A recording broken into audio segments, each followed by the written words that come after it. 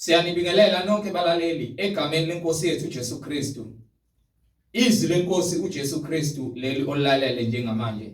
Sithi makube kini umusa nokuthula okuvela kuNkulunkulu uBaba wethu nasenkosini uJesu Kristu owazinikela ngenxa yezono zethu ukuze asophule kulelizwe lamanje elibi ngokwentando kaNkulunkulu uBaba wethu. Izwi lenkosi uJesu Kristu leli olalele njengamanje. Lapho sishumayela khona sifundise siphinde sihlole imibhalo engcwele ngokwentando kaNkulunkulu uBaba wethu osezulwini. Sizocela kubo bonke abantu abalalele njengamanje ukuthi sonke sibe namaBhayibheli ukuze sonke sizofunda kanye sibe nokuqonda imibhalo engcwele njengoba ishunyayezwa nanjengoba sifundiswa ngayo. Kulabo abangenawo amaBhayibheli sizocela ukuba ni download amaBhayibheli kuma mobile devices enu, kuma cell phones noma ama tablets noma ama laptops kuma app stores ukuze sonke sizofunda kanye sibe nokuqonda imibhalo engcwele njengoba ishunyayezwa nanjengoba sifundiswa ngayo. Umoya ongcwele esihola ufinyelela eqinisweni ongeke lashintshwa umuntu ngentando yakhe eliyindlela neqiniso nokuphila uJesu Kristu oyinkosi nomsindisi empilweni zethu. Kulabo abalalele emva kokulalela abafuna ukubhabhadiswa egameni likaJesu Kristu yena yedwa oyinkosi nomsindisi ukuba bathathe imininingwane abayibona escreenini mawubukele mawulalele ulalelisise. Nalabo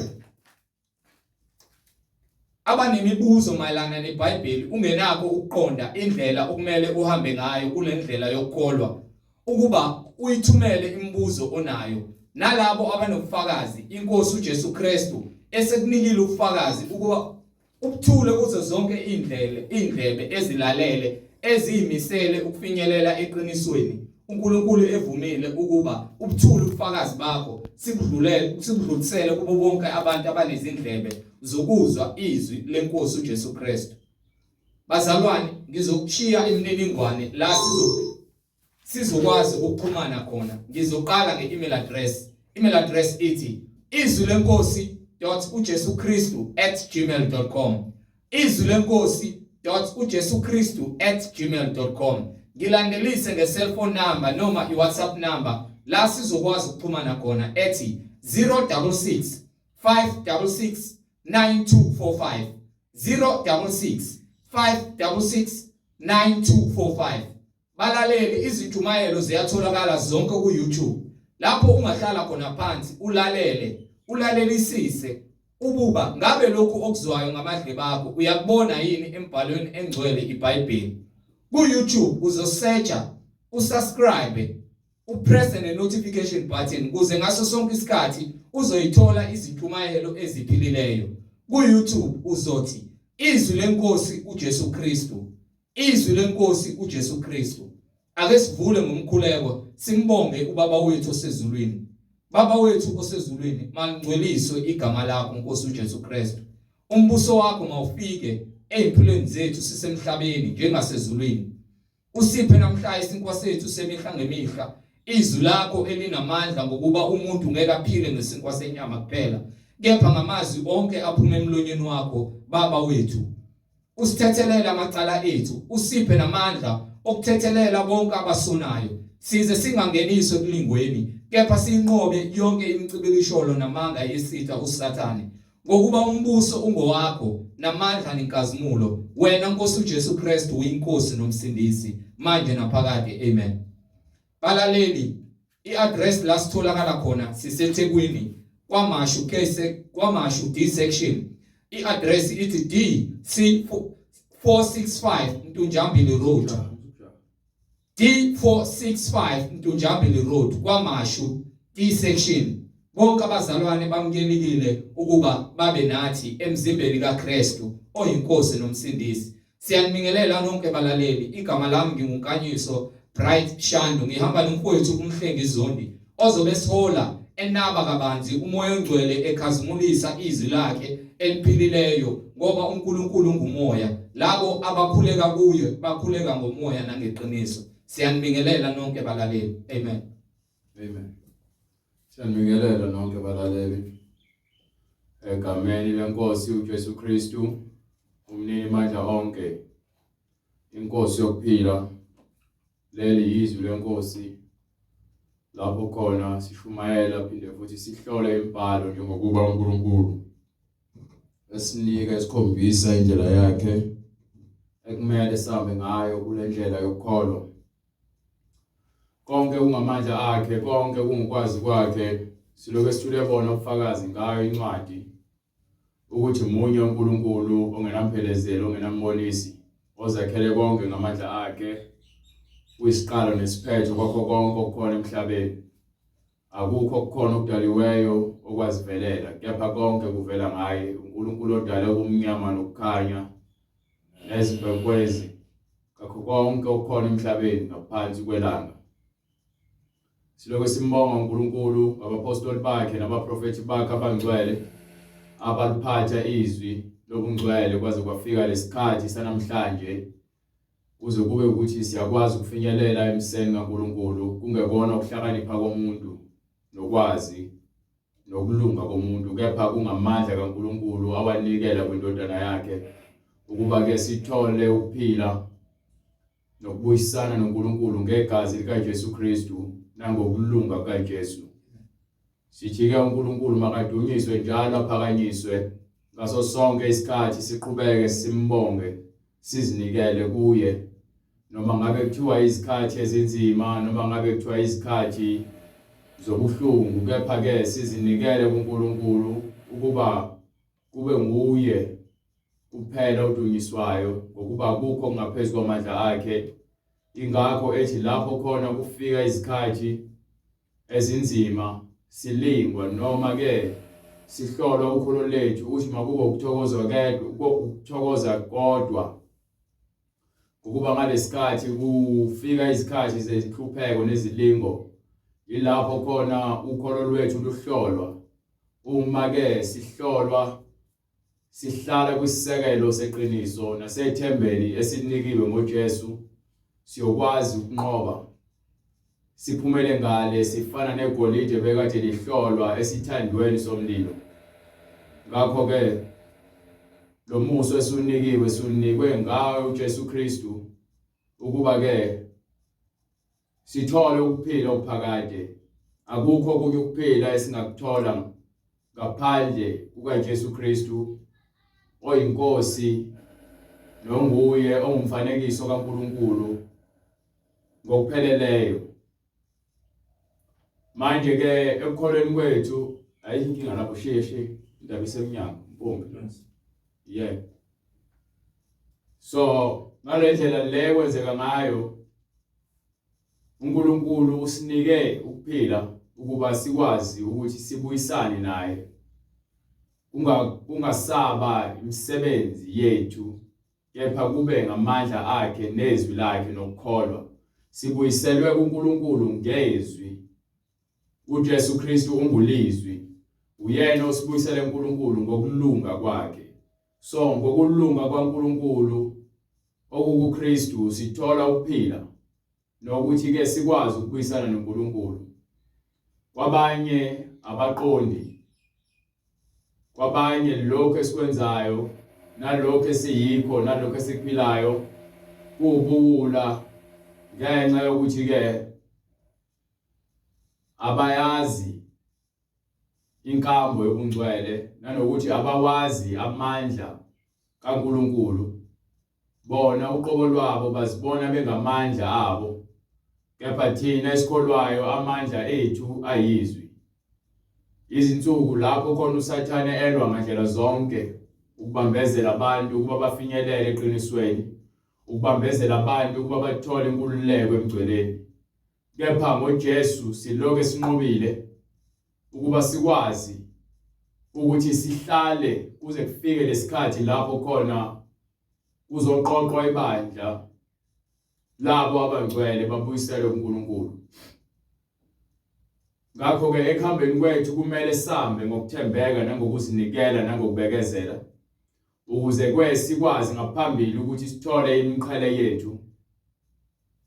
Ngokuba ke akukho okwalemhlabeni siza kuzuza siphile nakho size singene emgodini siphile nakho kwaphakade ngaphandle kukamoya oyingcwele oqhamuka ezulwini ophinde ezulwini.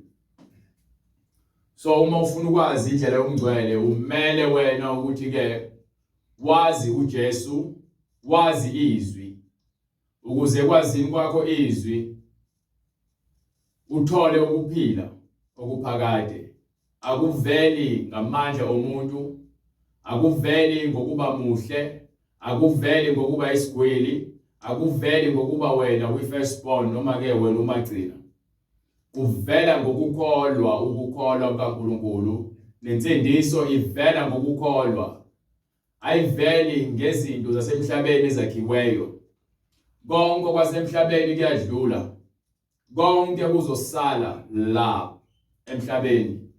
Njengoba ke ithi incwadi lapha kwincwadi yesibili kaPetru sahluko 3 sukela kuverse 8. Kodwa bathandekayo, maningakholwa lento inye yokuthi Kodwa bathandekayo, maningakhohlwa lento yinye yokuthi kuyo inkosi usuku lunye lunjengeminyaka eyinkulungwana nokuthi iminyaka eyinkulungwane injengosuku lunye. Mawusheshe uqala ku7 lapho khona abaningi sebezitshela sebekhohliwe, noma nje ungaqala kuverse 1 ukuze kucace ukuthi lento isukaphi iyapi. Lencwadi bathandekayo isingeyesibili enginilobela yona, engivusa ngayo ingqondo yenu emhlophe ngokunikhumbuza, ukuze nikhumbule amazwi ashunyayelwa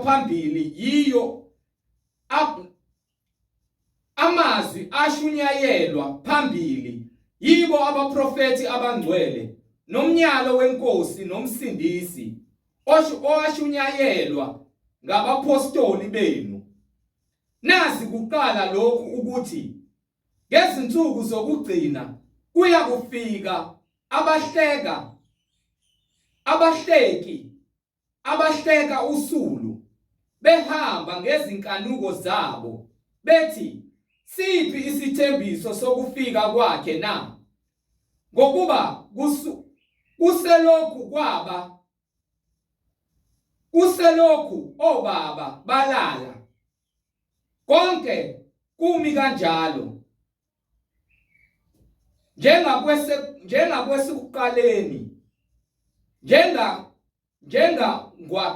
kwasekuqaleni kokudalwa, ngokuba bathanda ukukholwa lokhu ukuthi kwaphakade izulu lalikhona kanye nomhlaba owavela emanzini nangawo amanzi umi ngezwi likaNkulunkulu, okwathi ngawo izwe lalikhona labhubha ngokukhukhula kwamanzi. Kepha izulu nomhlaba okukhona manje kubekelwe umlilo ngalo lona lelizwi, kulindele usuku lokwahlulela nolokubhubha kwabantu abangamesabi uNkulunkulu. Kodwa bathandekayo, maningakhohlwa lento yinye yokuthi kuyo inkosi usuku lunye lunjengeminyaka eyinkulungwane nokuthi iminyaka eyinkulungwane injengosuku lunye. Inkosi ayilibali ngesithembiso sayo, njengalokhu abanye bathi kungukulibala, kepha iyanibekezelela, ingathandi ukuthi kubhubhe namunye, kodwa ukuba bonke beze ekuphendukeni. Kepha usuku lwenkosi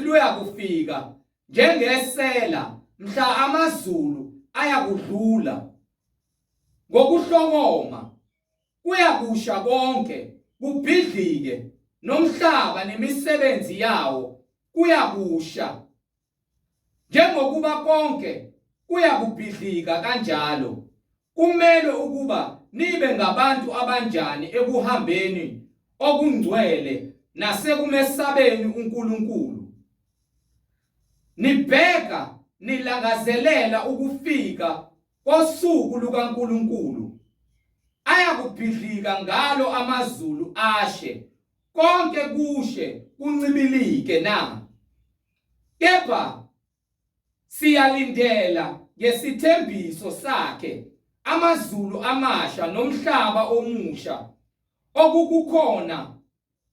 okukhona kuwo ukulunga ngakho bathandekayo lokhu nibheka lezo zinto khuthalelani ukuba nifunywane ninokuthula ningenabala ningenacala kuye nithi ukubekezela kwenkosi yethu kungukusindiswa njengalokhu nomzalwane wethu othandekayo uPaul wanilobela njengokuhlakanipha ayekuphiweyo njengalokhu nasezincwadini zonke ekhuluma kuzo ngalezo zinto okukhona kuwo omunye okulikhuni ukuzwisisa okuthi abangafundile nabangaqinile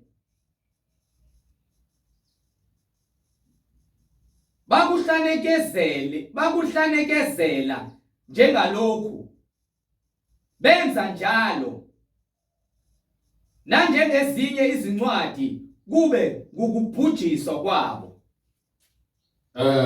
imbhalo njengokuba ithi ke ngezikhathi ezizayo kuyakuba khona abazokwenza amahlaya ngensindiso bebuza ukuthi ke uphi uNkulunkulu wabo noma uza kubuya nini uJesu wabo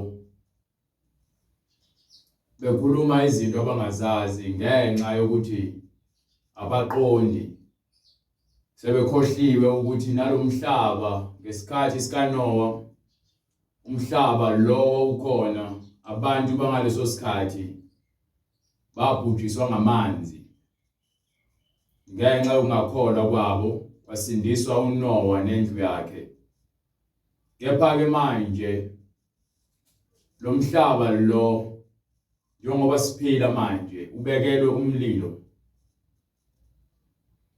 njengoba ubekelwe umlilo kungengokuba ngesikhathi sakaNoah kwashunyayela izwi so uma kwashunyayela izwi ngesikhathi sikaNoah namanje lo mhlaba umile ngezwi njengokuba waba khona ngezwi nalomhlaba njengamanje ukhona ngezwi ubekelwe isikhathi lapho khona uza kushiswa nakho konke okuphakathi akukho nokukodwa okuzosala ingakho ngikukhumbuza ukuthi ke akukho lutho kwalemhlabeni sohamba nakho ngokuba ke sifike sinqunu sizohamba sinqunu sibolekwe imzimba imphefumulo iqhamuka kuNkulunkulu abaningi sebekhohliwe sebexhoma ngezinto ezidaliweyo nangemzimba abayibolekiwe lo mzimba wakho uhuludaka futhi uluthuli uza uphinda enhlabathini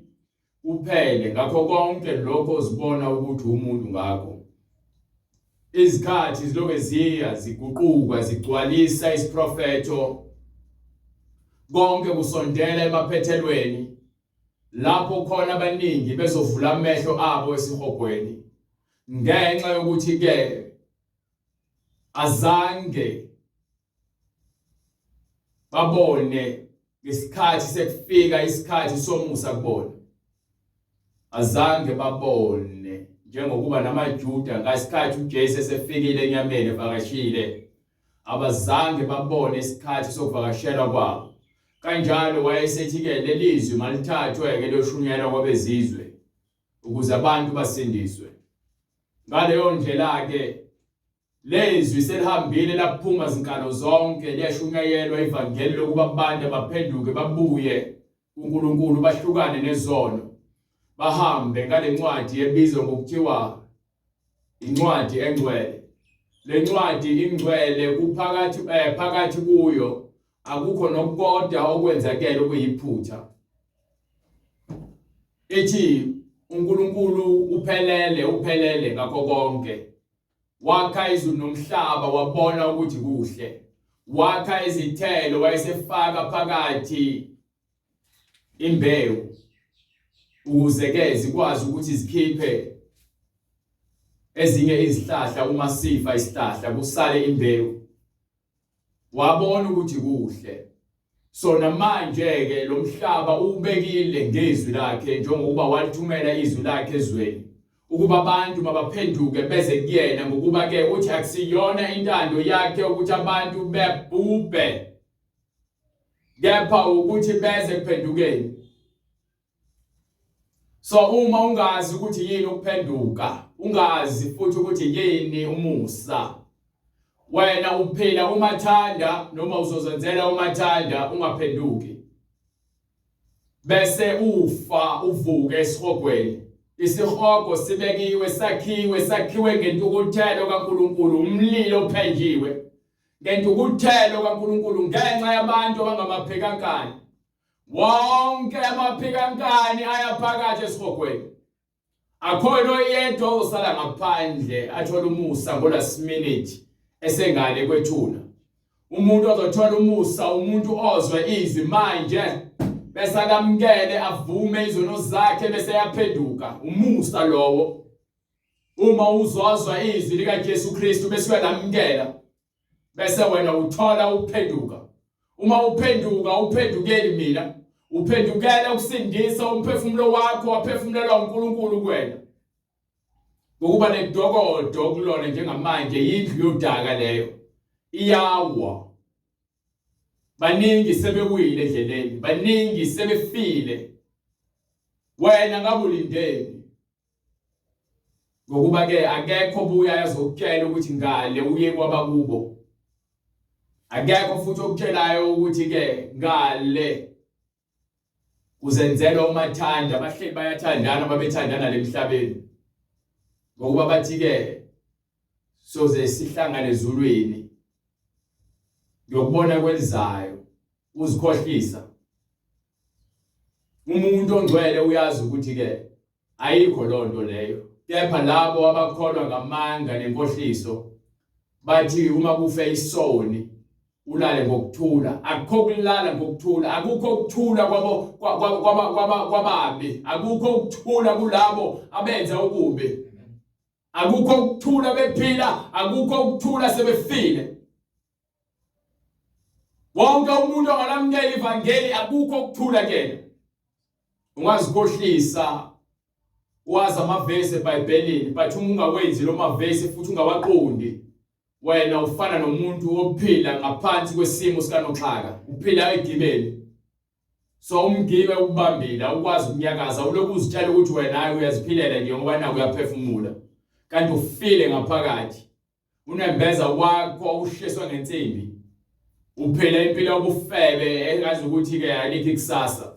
Uphila impilo yomthontsha engazi ukuthi ikusasa likho. Uphila impilo yamanga sengathi ikusasa likho. Wena nje uyazibusa umhlambi uzalusile. Ebusuku awukwazi ukulala ngokuthula ngokuba ke imicabango nemidlenzo emibi iyakuhlula iyakubusa. Abantwana bakaNkulunkulu babizelwe ekutheni babe nokuthula. Sibizelwe ekutheni sibe nokuthula. Ungephi incwadi yaseGalatia sahluko 3 from verse 1.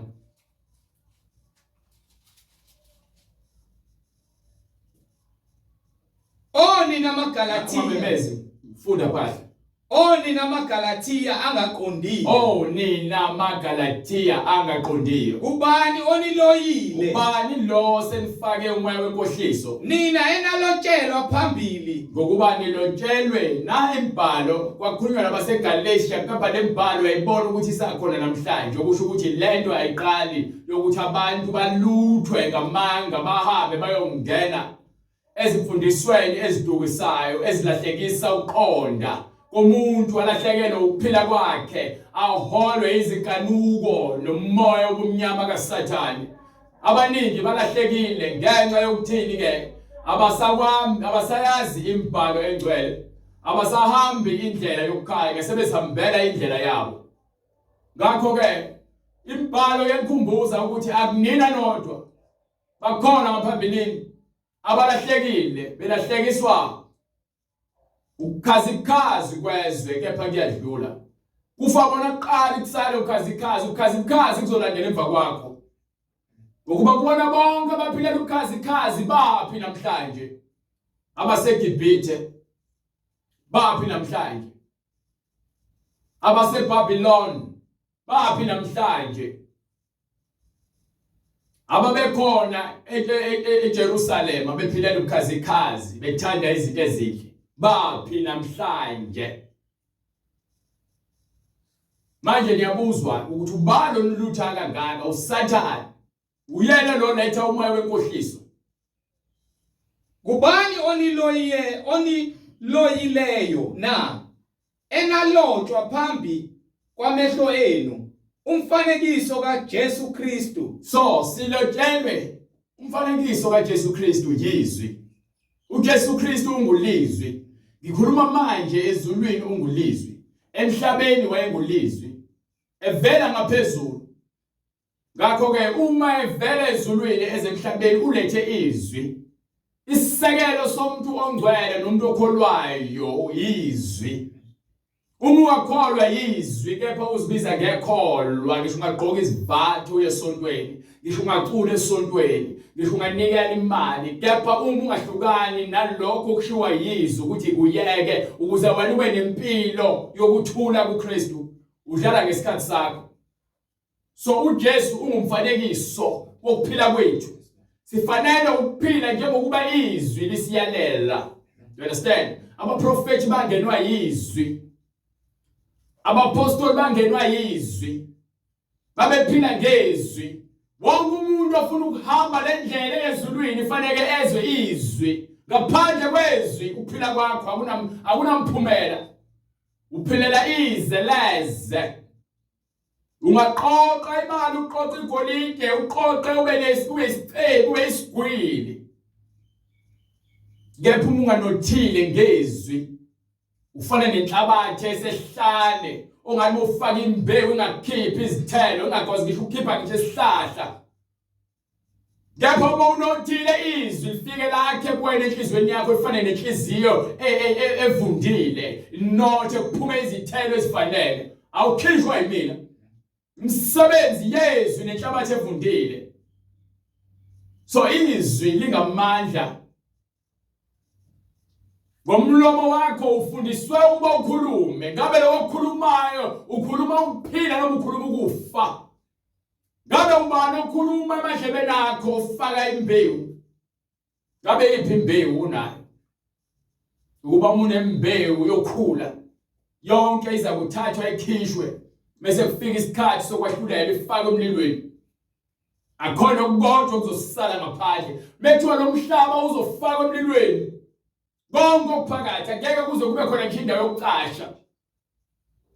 Lapho khona yobalekela khona. Ngeke kusaba khona umkhumbi kaNowa. Umkhumbi kaNowa yizwi manje. Amen. Ekumele ulamukele. Ilona vangeli ke manje lelo kuphela. Ngisho amabandla ngamaningi. Kepha uma engahambi ngaleli izwi leli ukukholwa kwabo ufana nezidwedwe ezibolile. Kufanele wonke umuntu alizwe lelizwe ahambe ngalo ngokuba amagama ayabhala ecishwa. Yasabisa ukubona igama lakho licishwa.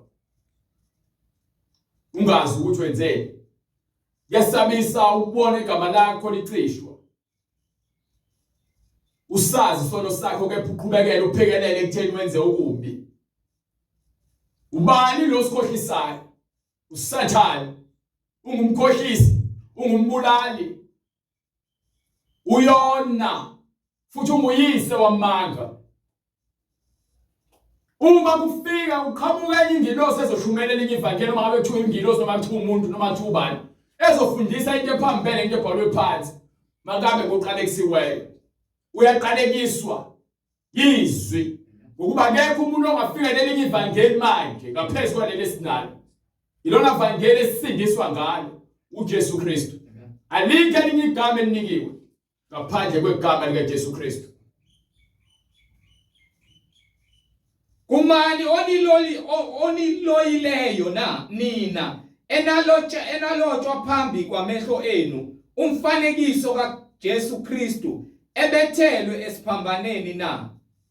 Yilokhu kuphela engithanda ukukwazi kinina ukuthi namukeliswa umoya ngemisebenzi yomthetho noma ngezwi lokukholwa na.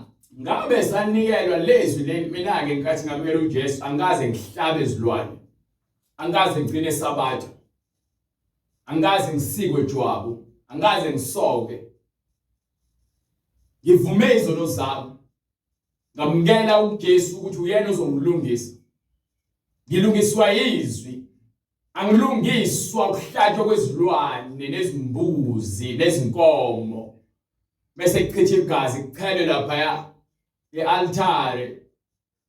Angisindiswanga abapristi, ngisindiswa uJesu umpristi omkhulu okuyena osezulwini. Wena ke osafuna ukusindiswa ngemisebenzi yenyama udlala ngesikhathi sakho. Sisindiswa ngezwi ukuba sikholwe ukuthi thina siyizoni kuphela ukuze sithole ukuphila. Fanele uvume izono zakho uhlukane nazo ukuze wena usindiswe. Niwulekile kangaka na. So sebeniphendula iziwula labafundisi abawongelekejani izigelekeqe ezifocus ekutheni zikwazi ukunidukisa ngomoya kaSathane nivume. Ingakho ningenakho ukuthula uma nizoleli ivangeli ngokuba ke kulabo ababi nabenza okubi ukuthula kukho. So ngaso sonke isikhathi uma betshelwe iqiniso izinhliziyo zabo ziyagxobeka. Izinhliziyo zabo zigaya izibozi. Ngokuba yini? Bathathe imphefumulo yabo bayidayisela abafundisi bamanga ngenkohliso nangezibonakaliso zamanga. Ingakho ke nihamba ngevangeli elijabulisa inhliziyo zenu. Ingakho nithanda ivangeli lempumelelo neziwasho neziphandla nezintambo. Akekho umuntu osindiswe ngoJesu Kristu ozofaka iziphandla, afaka izintambo, athatha amanzi abusisiwe neziwasho, athatha ovaselina. Akekho umuntu obusisiwe ngegama likaJesu Kristu ozogcina isabatha engalazi igcinwa kanjani, aphinde futhi agcine isihluthu.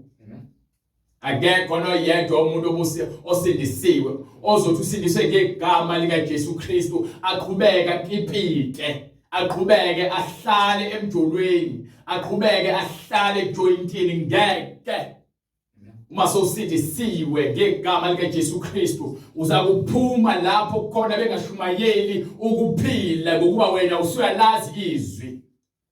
Ngeke uboshelwe ejokeni nabantu abangakholwayo. Ngisho ungagoloza uthi niphila ngaphansi komusa, umusa awukuvuni ukuthi wena uqhubeke wenze isono. Umthetho kaJesu lo ogcwalisiwe awuvumelwe ukuthi uhlale lapho kuthiwa khona kugcinwa imikhosi nezidlo nezinsuku ezingcwele. Ayikho lonto leyo. Siphila ngaphansi komusa sikhululiwe egameni likaJesu Kristu. Yayizindaba lithi iBhayibheli akusekho kulahlwa kulabo abakuKristu Jesu abasaziphileli bona. Sebephilela uJesu, uJesu sephila kubona. Bona sebefile ngokwenyama. Sekuphila umoya oyingcwele, sekuphila izwi. Glory to Jesus. Go ahead. Niqalile kumoya. Niqale nalandela unezwa izwi izwi kamoya ingcwele seniyakugcina enyameni na saniphinda manje niyolandela imisebenzi yenyama engathi ishu imisebenzi engenakuphila imisebenzi yenyama ayinakuphila ingakho iBhayibheli lithi ke inyama ayinanzuzo umoya ophilisayo lamazwi esiwakhuluma kunina angumoya futhi ke angukuphila ingakho uJesu ethi uma umuntu ezwa lamazwi ame ngawalondi angimahluleli mina kepha yizwi engalikhulumayo ilona liyakwahlulela egcineni. So uma wena uzobona ukuthi umuntu ngemisebenzi enyama uzongathola imfundiso uzongathola ukuphila okufanele ngokuba wena uzwa ngabantu nabaprofeti bamanga awuzwa ngeBhayibheli. Bonke abantu abakholwayo abaphila impilo engcwele bahamba njengokuba imibhalo ibayalela. Awuyalela umfundisi wakho into engekho eBhayibhelini. Awuyalelwa nje into engayiqondi kahle yonke into ehamba ngayo ibhalwe phansi eBhayibhelini. Uma ingekho phuma kulelo bandla lelo uhlaleleni. Yilo ihlalele lapho khona ngashukela ivangeli. Ngikho ngathi ula usuku lonke lithi nedumisa nithatha break of 5 minutes nijuluke nibe manzi. Kepha ke uma ningashunyenyelwa izwi lenkululeko kamoya ingcwele lokuphila lokuthi lahlukana nesono uphile ngokholwa izwi wena uyisiboshwa uyisigqila sika Sathane okubambe ngamanga nenkohliso. Go ahead. Niqalile kumoya yabona manje uma ke ngingase ngiphinde emuva ngiyogcina imisebenzi yenyama ngenze ngidake utshwala mase emva kwaloko kuthiwa ke angihlabela amadlozi bese kuthiwa ngihamba isangoma mina ngibuyela emsebenzini yenyama kuyafana nengulube ephinde emphalazweni ephinde odakeni. Ngiyafana mina nenja ephinde emphalazweni wayo. So kufanele uma ngithi ke ngikholwa yizwi ngihambe ngezwi ngihlale ezwini izwi libe isisekelo sami ukho konke engikwenzayo. Go ahead. Niqalile kumoya seniyakugcina enyameni na. So bayanxaka abantu bathi mina engangisindisiwe. Ayikho lento le. Yazi lento yokusindiswa ayikho. Imosha isikhathi. Uyabona nje abantu abasindisiwe bahlupheka kanjani. So bancamela ukuyofuna iziwasho namanzi nezintelezi nalonke uhlobo abanye bayathwala bahamba izangoma ukuze bathi babovela bahleke. Manje ke thina ke mina njengomhlengi mzokwane ngithola imfundiso ngiphucwe konke bengikuthanda ungahambisani nezwi nganikwa izwi lenkululeko lokuthi ngingaqhelazwa imicabango yezinto engenazo nganeliswe yilokho engiyikho ngokuba ke uthi uNkulunkulu uyabonelela. Uma ebonelela asikho isidingo sokuthi ngizixake ngezinto zakusasa ekubeni usuku nenhlupheko zakhona ziningi. Amen. Thuwa futhi mina ngingazibekeli ingcebo emhlabeni lapho kukhona ukugqwala nenyundu nokubona namasela. Uyazithenga zonke lempahla afika amasela agqekeze. Uyayibeka le mali bafike bakubulalele yona le mali. Nenza konke ukuthi nigcwalise izinkanuko zenu nezimfuno zenu. Mina ngenza konke ukuthi ngigcwalise isidingo sami sokuphila okuyizwi.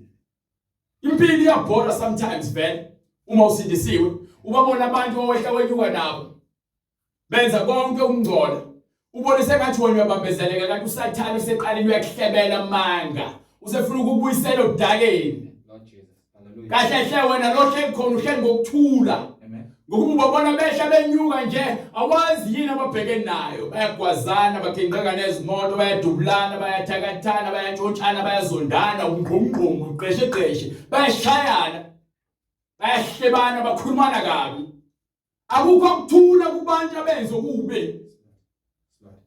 Baphila kamnandi kepha ngesikhathi esifanayo bayaphansi emgodini bayaphansi esihogweni. Wena nje ujabulisa ukuthi wabona bevela ko TV kase bedayisa imphefumulo yabo bedayisela uSathane. Bangenza noma ngabe yini ukuze babe nemali. Bona abantu besifazane beyabanquna utshela ukuthi wena impilo emnandi kanti hayi babulawa usizi abanakuthula. Idemon lobufebe idemon lenkanuko ubona abafana behamba ngezimoto bebancane bezitshotshele bengamagensi beyizinkabi akukho kulala ebusuku bagqiga izinyanga bekhipha izithunzi zabantu abababulele bezama ukugeza igazi ngeke uligeza lelo gazi ngaphandle kokuvuma izono zakhe kuJesu bagcwele amajele ebusuku abakwazi ukulala bagcwele izibhedlela abanye nje bephakamisa inombolo bebizwa ngobani bawungelekejane bawungelekejane bawuwheelchair bawungelekejane ezibhedlela bawungelekejane emajele ngenxa ukuthi ke abakafuni kwamukela uJesu basafuna ukuphila lempilo nasamanje emgaqweni baba ngama-wheelchair basamisa izithupha akukho ukuthula kulabo abenzi bokubi ngeke kube khona ukuthula manje nalomhlaba ozayo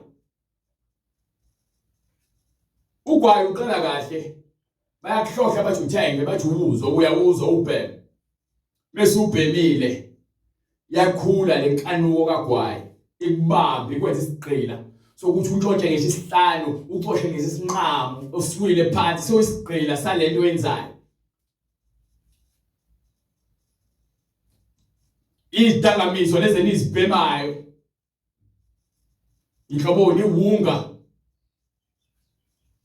yona le kwenza ugcine sohamba uvula imigqomo untshontshe ompompi babantu untshontshe amabhodo abantu usuntshontsha ngihlokini ngenxa yokuthi wena uyisigqila sesidakamizwa sokwenza noma ngoba yini ukuze ngigcwalise lenkanuko yesidakamizwa uyisigqila sikaSathane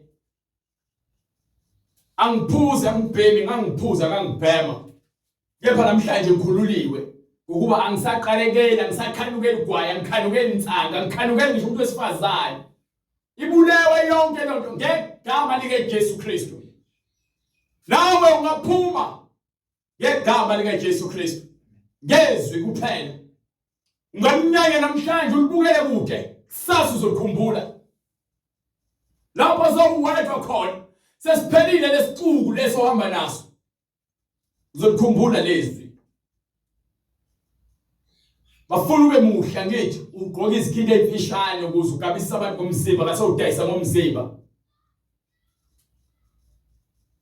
beza kahle bebefuna ukulala nawe bakwenzela noma ngabe yini bakuthengele yonke into efunayo bese bekutholela abakufunayo bese bekulahle bakulaxaze njengojepisi songenza noma ngabe yini ukuze ke uzigcine usezingeni ongekho kulona ngenxa ukuthi ke ubulawa inkanuko nezimfuno ezibhubhisayo umoya wesangabe ufisa ukufana nakho konke okubonayo yini awanelisekile ngalendlela loNkulunkulu akudale ngayo so ngikuchazela ukuthi ke noma ungathi abaKristu yahlupheka labo abangcwele bayamamukela uNkulunkulu ukuthi ke abahole ezintweni lapho khona abantu abaningi bebhajiwe bona balinde uNkulunkulu ukuthi abakhulule ngesikhathi abantu bezama ukuzikhulula bezikhipha bona mina ngilinde uJesu ukuthi angikhiphe ukuba uthi lapha kwincwadi yesibili yaseKorinte sahluko 12 verse 9 uthi ukuba umusa wami ukwanele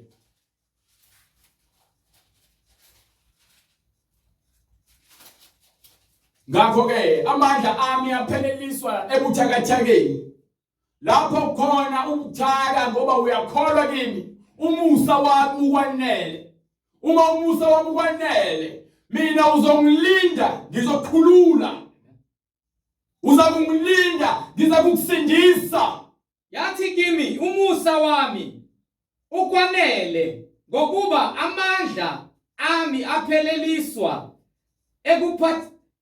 ebuthakathakeni ngakho kunalokho ngijabulela ukuzibonga ngobuthakathaka bami so ngalesikhathi ngihlupheka ngephansi ilapho khona ngikhala uNkulunkulu ngempela ngithi moya ingcwele ngilinde wena ngeke nginyakaze noma bengihleka noma bethi ke ngeke kuze kungene imali ngaphansi kwesicapha kepha ngiyazi uNkulunkulu wena umnyango uvulile akekho ozowuvala njengoba kuvaleka iminyango futhi ngeke ngikwazi ukuyivula ngisho mina uqobo lwami so ngeke ngizinikele esenzweni esibi ukuze ngizisindise uthi uJesu laba bayozama ukusindisa bayokulahlekelwa ukuphila kwabo ukuze amandla kaKristu ahlale phezu kwami. So ukuze mina ngikwazi ukukhuluma ukuphila fanele ngilinde uKristu angisindise ukuze ngizotshela omunye lobo okuleso sigameko bengikusona ngithi ke uKristu ungisindisile.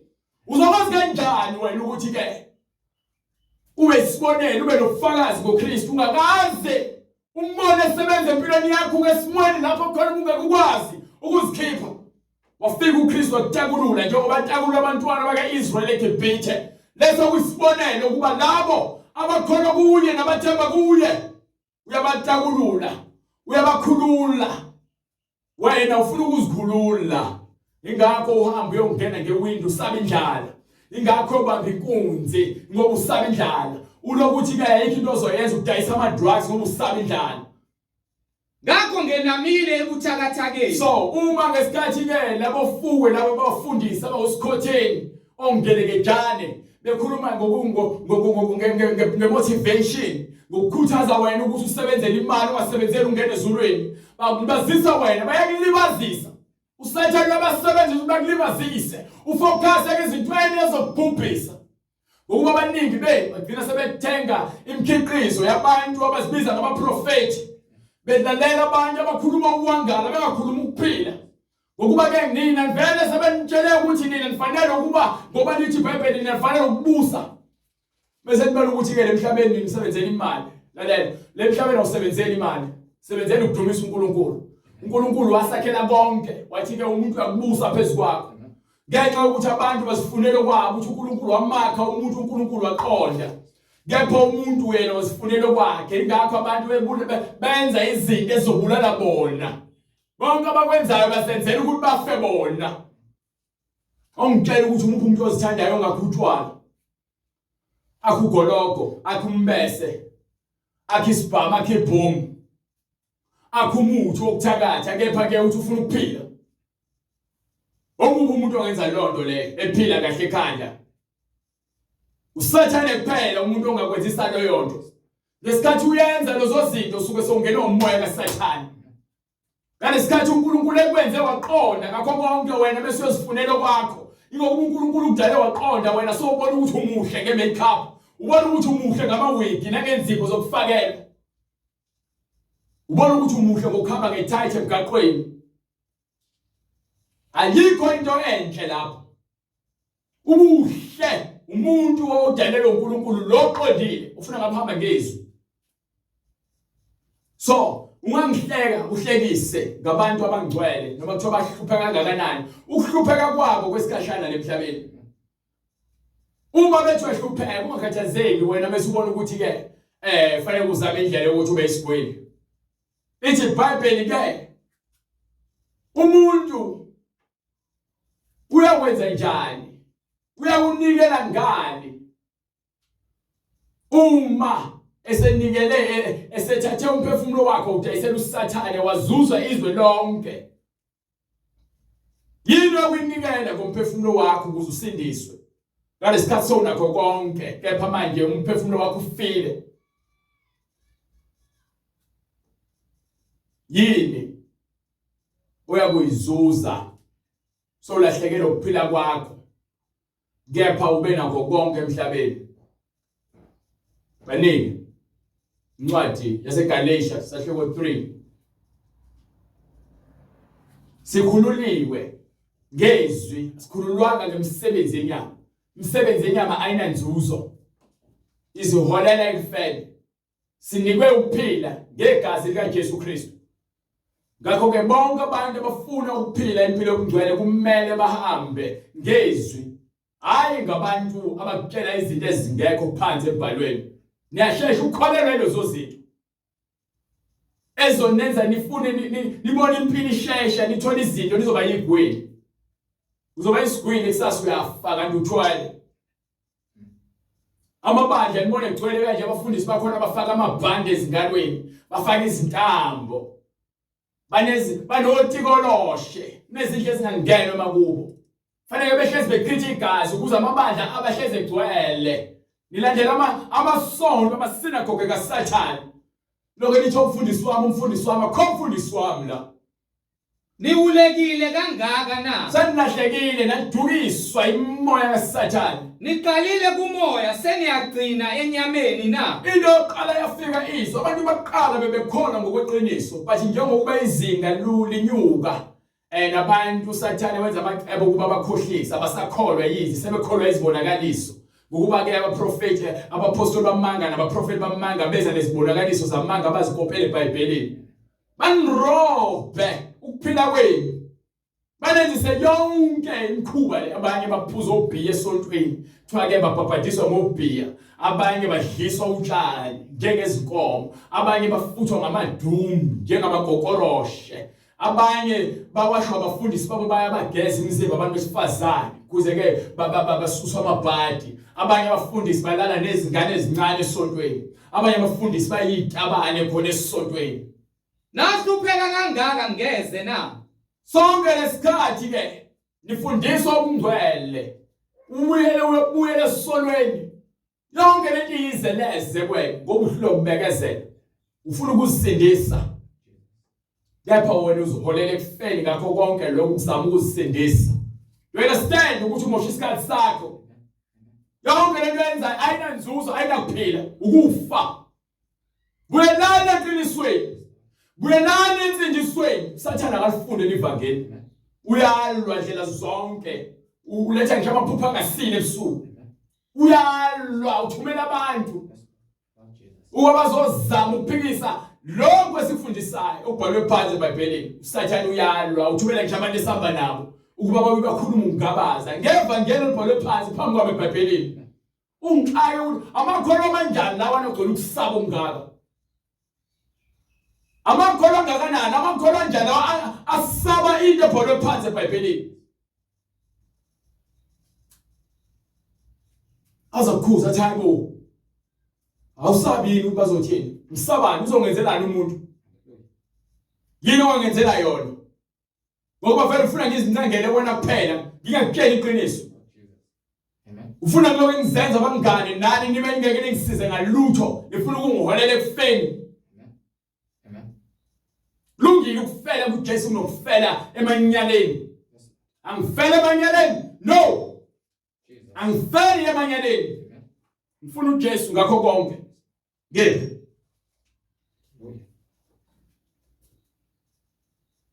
Niwulekile kangaka na. Niqalile kumoya seniyakugcina enyameni na. Nahlupheka kangaka ngeze na. Uma kambe kungeze ngakho yena oninikayo umoya noveza imisebenzi yamandla phakathi kwenu ukwenza ngemisebenzi yomthetho noma ngezwi lokukholwa na. Yini nikholwa yini aningitshela kholwa yini kholwa izwi noma ukholwa imisebenzi njengoba labantu benenzele izibonakaliso zamanga yini enikholwayo nikholwa imilingo noma nikholwa imisebenzi yamandla kaNkulunkulu lapho khona izibonakaliso empilweni yakho ngesikhathi wena ungakwazi lapho kuyena kufanele ukutholise ngamandla wena uhambe uyolanda amandla enyangeni ufuna ukukholwa yini ufuna ukukholwa yiyona ufuna ukukholwa ngemali futhi wena ukholwa lakho lincike into oyibonayo ukholwa lami lincike lokho engakuboni ukuba isincwadi yamaHebheru sahluko 11 verse 1 kepha ukukholwa kungukuqiniseka ngezinto ezithenjwayo siyazithemba izinto ezikhulunyiwe izwi kuyiqiniso ngezinto ezingabonwayo wena ukukholelwa emalini ukholelwa ezimpahla zokugqoka ukholelwa kumacobe kucebe namabling bling ubona ukuthi umfundisi wakho umfundisi kaNkulunkulu ngoba naku ufaka amawashi abizayo ufaka amasudu amancane abizayo ufaka impahla ezimbalabala uluka ikhanda engathi isitabani ikholwa ilokho umfundela uverse 6 ukuze bakhombise kepha ke ngaphandle kokukholwa akwenzeki ukumthokozisa ngokuba ozayo kuNkulunkulu umelwe ukukholwa ukuthi ukhona nokuthi ungumvuzi walabo abamfunayo. You understand? Momfuna ayomfuna izinto ozibonayo, umfuna ngezinto ongaziboni, ukholwa ngezwi. Izwa ngiliboni kepha ngiyalizwa lona. Ngilizwa egazini, glory to Jesus. Glory to God. Ngiyalizwa izwi. Yeah, glory to Jesus. Ngiyalizwa. Elizweni lami kuphila lona, ngibuswa yilona. Ezikhathini zobunzima lapho khona ngiphansi, ngibuswa yilona, lona lizophakamisa. Ngeke ngiziphakamisa, angikwazi ukuziphakamisa. Ngiyahluleka. Ngizamile ukuziphakamisa, ngahluleka. Namhlanje ngizinikele kuyena ukuba kube uyena kuphela ozongiphakamisa. Ungathathi ithemba lakho ulibeke kumuntu. Incwadi yeJeremiah adluko 17 verse 5 ikhuluma ngakho ukuthatha ithemba lakho ulibeke kumuntu. Ethi uqale kusinywe othemba lakhe. Usho kanje uJehova uthi uqalekisiwe umuntu. Uqalekisiwe wena muntu Othemba kubantu. Othatha ithemba lakho ulibeke kubantu nasezintweni eziphathekayo. Oyenza inyama ibe ingalo yakhe. Uthatha into ekhathalayo nento ezobhubha ezofa ezobola ibuyele ethuneni uthemba kuyona. Nonhliziyo yakhe isuka kuJehova. Inhliziyo yakho wayisusa kumoya engcwele, wayisusa inhliziyo yakhe ekuphileni. Wathatha ithemba lakho ulibeka kwinyanga ethize, walibeka kumprofeti wamanga, walibeka kumpostoli wamanga. Nizoba apostoli ngaphezulu kweBhayibheli. Uyakuba njengesihlahla esiyize efana nesihlahla wena esibekwe ehlane lapho khona ngekho khona amanzi. Angaboni ukuthi kuyeza okuhle. So ngalesikhathi thina silindile njengoba sifuna ukwakhe eduze komfula, silinde ukuthi sigcwaliswe ngomoya.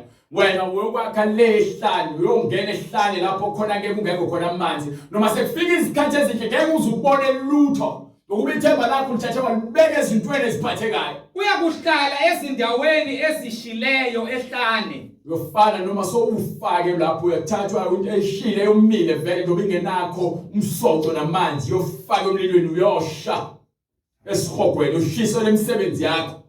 Ungafuni ukuthi wena uzibeke eduze nomfula uzuthola amanzi uhlezi uqhakazile. Ezweni likaSawoti elingahlalwa umuntu. So lapho ke ilizwe lobumnyama, izwe lifile lelo labantu abangafuni ukwamukela lo mhlaba lo uphile ebumnyameni. Kepha laba abaphila ngezwi baphila eduze komfula namanzi, bahlezi beqhakazile. Noma abantu babona bekhuphuka bebusa beceba phambi kwakho, kepha ingcebo yabo abaningi bafa bayishiye ngemuva. Beya ebumnyameni ngoba bephila impilo yobumnyama bephila. Ngakho ke ukujabula kwabo kwesikashana, kepha laba abakholwayo bona ukujabula kwabo okwangona phakade noma izinhlupheko nezinsizi nobunzima bufika nezilingo. Kepha uma behlala bayakuhlolwa njengegolide emlilweni bese bephuma ngale bekulungele ukuphila noJesu. Ngokuba bona banqobile ngobufakazi babo nangegazi likaJesu Kristu.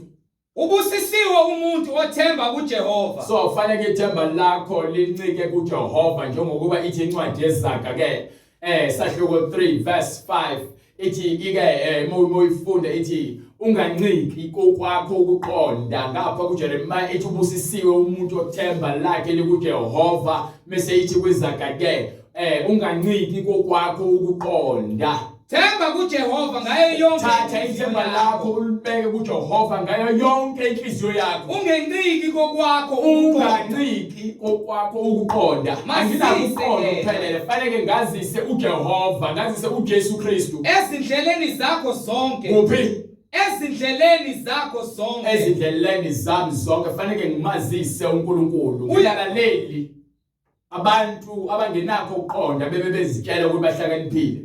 Ukuba bezitshela ukuthi bahlakaniphile baphenduka izibula, banikelwa ebumnyameni nasebubini. Ingakho namhlanje bedwanguza bengafuni ukuthi batshelwe Yesu, bafuna ukuzitshela bona. Bonke abazitshelayo nabaziphakamisayo bazokwehlisa bayaphansi emlilweni. Akhona yedwa ozosurvive, akhona yedwa ozakuphunyuka. Bonke abazitshelayo nabaziphakamisayo nabazidlayo bayaphansi emlilweni. Angikhathali ukuthi ngabe ubani qhamngaphi unani. Uma ungafuni ukwamukela ivangeli awusatshiswe uyatshelwa nje ukuthi indawo yabo bonke abantu abangeza phakathi emlilweni. Bese kubhubha lo mhlaba uzobhubha ngomlilo. Ongipheke lo ncwadi leyo lapha ya kwincwadi yesibili kaPetro. Sahluko 3 from verse 9. Batshela uNkulunkulu akalibele. Kepha uyasilonda isikhathi ngoba uNkulunkulu obekezelayo. Wenzela kuba bonke abantu babuyele kuphendukeni ngoba akuyona inhloso yakhe ukuthi kubhubhe noyedwa umuntu. Inkosi ayilibali ngesithembiso sayo. uNkulunkulu akalibele ngokulo mhlaba uzobhubhisa ngomlilo. Njengalokhu abanye bathi Ngokuba abaningi sebezitshela ukuthi uNkulunkulu ukhohliwe sesiyaziphilela ukutararata. No akho kutararata la isikhathi siyakunciphela ngokuba wazi ukuthi uyaqhamuka njengesela bese ufika njengesela. Uzofica bonke abantu bayakhola bese baclubini bebhenga. Uzofica abantu bonke bebhizi beguqile emsamo bebahlabela izinyanya zabo. Uzofica abantu bonke bebhizi behambe izinyanga nabathakathi beyothwala abanye belanda izwasho. Uzofica bonke abantu bebhizi bezondana emhlabeni benyanyana bengafuni ukulalelana nokuthandana. Afike njengesela. Ngeke uzublame umuntu, ngeke umuntu ozothi ke uyamblame ngenxa ongafuni ukukholwa kwakho, nengafuni ukwenza okuhle. Ufuna abantu benze okuhle wena kepha wena ukwazi ukwenza okuhle wena. njengalokhu abanye bathi kungukulibala. Abantu abathi uNkulunkulu uyakhohlwa, uNkulunkulu akakhohlwa. Kepha iyanibekezelela. Kepha uNkulunkulu uyabekezela. Ingathandi ukuba Ngoba kubhubhe akafuni namunye, nokuthi kubhubhe noyedwa umuntu. kodwa ukuba bonke beze ekuphendukeni. Kepha ukuthi bonke abantu beze kuphi? So uma Ekuphendukeni. sishumayela leli vangeli, sishumayela ivangeli lokuthi abantu bonke abaphenduke beze kuJesu. Asikubizeni indaba zongcamngcila, asikubizeni indaba zomasigcozi nomacashelana. Asikubizeni izindlu zodaka namakopi. Kodwa ukuba bonke beze ekuphendukeni. Sikubizela ukuthi uzokwakha edwaleni, idwala langempela, idwala lamadwala, idwala lomoya, idwala lobungcwele, idwala lokuphila. Owakhe kulona indlu yakhe ngeke iziwe. Kepha lo wakhe enhlabathini indlu yakhe izowa ukuba isikhathi siyeza and manje sesifikile. Kepha usuku lwenkosi luyakufika njengesela. Thuke uJesu usuku lwakhe liyafika njengesela. Mhla amazulu ayakudlula. Mhla amazulu, umhlaba nezulu, amazulu konke okukhona emhlabeni ubona kuyakudlula.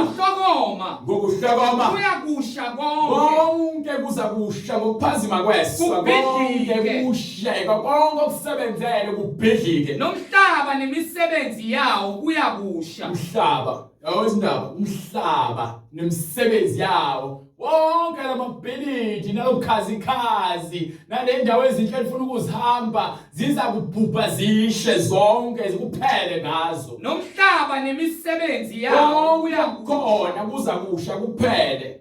njengokuba konke kuyakubhidlika kanjalo. Njalo umbuzo njengoba konke kuyakubhidlika kanjalo. Kumele ukuba nibe ngabantu abanjani ekuhambeni okungcwele nasekumesabeni uNkulunkulu. Thina abantu esingcwele iBhayibheli liyabuza fanele sibe abantu abamba kanjani ebungcweleni. Mina ke impendulo yami njengomhlengi ithi ke fanele sibekezele ebungcweleni silinde uNkulunkulu. Njengokuba naye ithi uNkulunkulu obekezelayo nathi sifundisa ukuthi sibekezele. So ngeke ungitshele ukuthi wena hayi ngizama ushortcut ngokuba bekuthweni akhonto entswempu la.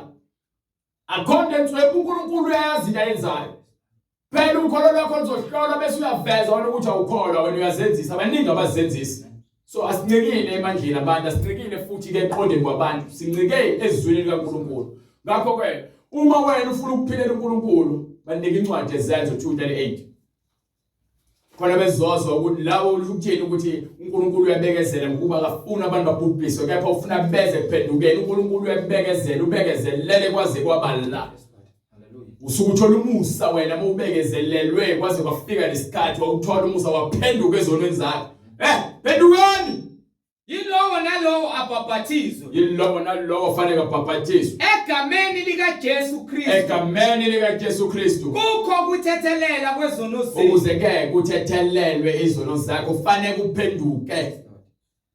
Khona niyakwamkeliswa. Uyobekezwa wamkeliswa. Isiphiwo sikamoya oyingcwele. Isiphiwo sikamoya oyingcwele. Ngokuba isithembiso ngesenu nesabantwana benu. Ngoba lokho kuthengisiwe thina nabantwana bethu esabo bonke abakude sabo bonke abakude bonke inkosi uNkulunkulu wethu eyakubabiza bonke inkosi uNkulunkulu wethu yakubabiza wafakaza nangamanye amazwi amaningi wabayala wathi zisindiseni ngesizukulwane esiphambeneyo ngeke usindiswe yimina uza kuzisindisa wena ngokwamukela izwi ekuyilona esibizele kulo uma ulizwa ithi incwadi ungaqinisi inhliziyo yakho nekhanda ngokuba ke uzibekela into ukuthela uma wenza njalo kepha ke yizwa izwi lakhe ungafani njengokhokho bamaJuda abangafunanga ukuzwa ehlane base bebhubhiswa bonke ngakho ke nawe zisindise kulesizukulwane esiphambeleyo so uma ufuna ukuzisindisa uyobe sowuthumela inamba noma umyalezo kule number oyibonayo ku screen uma ufuna ukubhabhadiswa egameni sowuvumile izono zakho waphenduka uyobe sowuthumela umyalezo kule ncwadi kule number oyibonayo ukuze ukwazi wena ukuthi uthethelele amacala akho usindiswe bese ke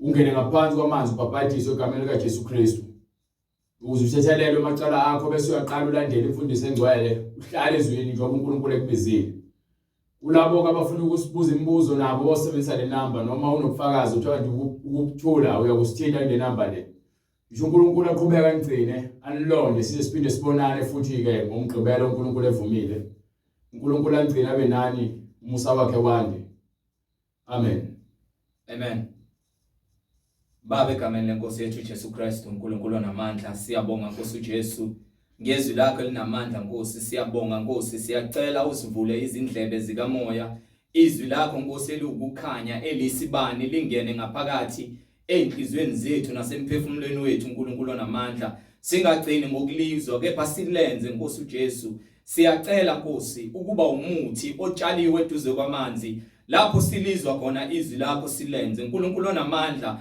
Nkosi uJesu Kristu wena uyinkosi nomsindisi siyabonga Nkosi isibani esifikile ezweni thina besihleze egodini lethunzi lokufa ebesizondana sinyanyeka uthando lukaNkulunkulu ubonakalisiwe ukuba sithe siyizoni uJesu Kristu wabonakaliswa empilweni zethu siyacela Nkosi singabi nakho ukuthula intando yakho izifinyelele empilweni zethu silenze izwi siligcine ngomoya nangeqiniso siyabonga Nkosi umuso ngako senzele wona Nkosi uJesu Kristu ukuba impilo zethu ukukhanya neqiniso lifikile siyacela baba usigcine emseni wakho ukuba ngisho abapostoli bamanga sebefikile sihlale sisekoleni sezwi lakho ngokuba wena uyizwi eliyiqiniso eliphililelo neliyisibani khazumuliswa Nkosi uJesu manje naphakade amen balaleli sizothula lo mbike ophuthumayo ukuthi ngomgqibelo njengoba kuzobe kungumhla ka11 sizobe sisendaweni yaseFryhead